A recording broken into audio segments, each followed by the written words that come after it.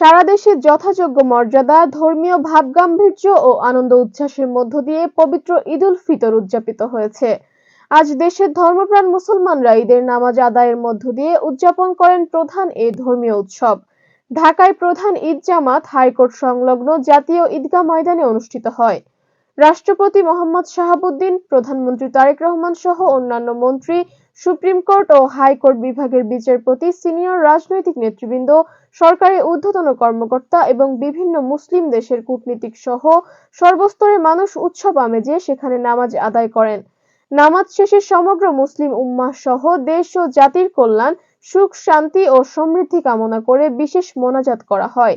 একইভাবে বায়তুল মোকাররম জাতীয় মসজিদ, কিশোরগঞ্জের শোলাকিয়া ও দেশের বিভিন্ন ঈদগাহে ধর্মপ্রাণ মুসলমানরা নামাজ আদায় করেন। ঈদুল ফিতর উপলক্ষে দেশের সর্বস্তরের জনগণকে শুভেচ্ছা জানিয়েছেন রাষ্ট্রপতি ও প্রধানমন্ত্রী।